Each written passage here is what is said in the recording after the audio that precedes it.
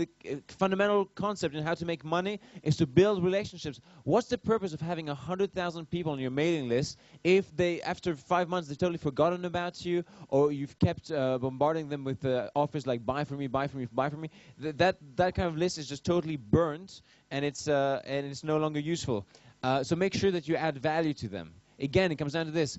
Who here wants to make more money, 10 times more money next month? Yes? What do you need to do next month?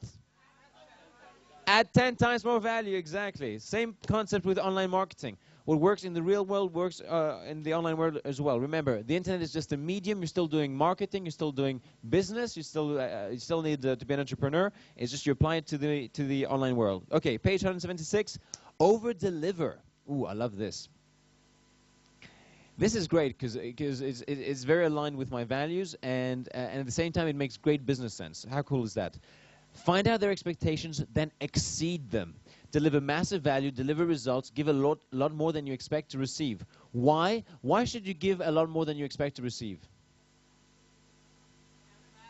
Because it comes back, it adds value. Why else? It breaks their state. They go, huh? Why else? Builds their trust. Why else? They'll recommend you on to other people. Why else? Give and receive. And you know, actually, Jenny hit it on the head. It's good karma. Hey, just do it because it's the right thing to do.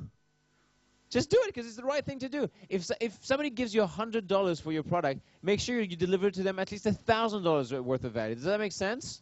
Okay? You do that, you'll get them coming again and again and again. If you disappoint the customer, on the other hand, at any point in the funnel system, this is Fred Gleek concept, the funnel system.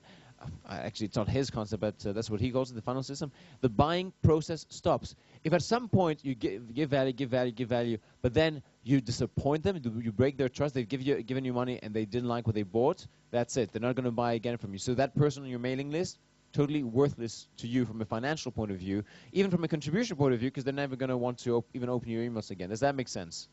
Okay, good. So provide them with original content with true value. Build deep roots of solid loyalty from your subscribers. To build that kind of loyalty, you'll have to first change their lives, or at a minimum, provide the kind of original content with true value that creates a measurable difference in their lives. Give away freebies that have original content with true value that solves an immediate identified problem in your target market with a value that can be measured in dollars and cents. Some call this permission marketing, says Stephen Pierce.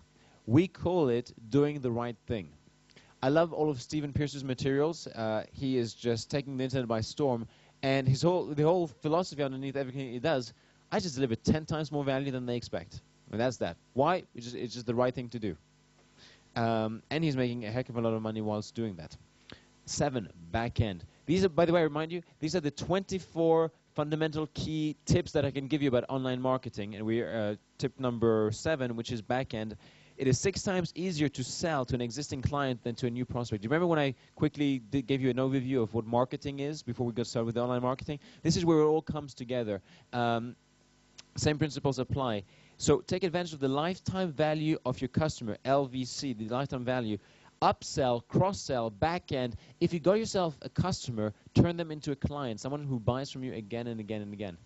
Well, I'm just moving the microphone a little bit so that I don't, A, I don't lick it, and B, so there aren't those popping sounds. Okay, back to number 7, back-end. Keep growing the back-end product line. Once you've created a product, don't stop there. If you see that people are buying in this market, in this niche, they're buying your product, what this means is that people are buying these kinds of products, or people who are in this niche are buyers. For example, when that girl created that ebook about how to get a job abroad for Aussie students, that demographic just wasn't a group of people who were willing to buy. So you could do everything else right, all the research right, but if simply that kind of people don't buy, you won't make much money. Stephen Pierce sells to traders, day traders, and to and people who trade on the stock market, things like that. There are people who tend to have money, they tend to buy things again and again and again. Does that make sense? So not all mailing lists are created equal, not all markets are created equal. There's a certain qualitative aspect to it. Anyway, back end, keep growing the back end. Charge a low price up front, build the trust, and then back end with a big ticket item. Build their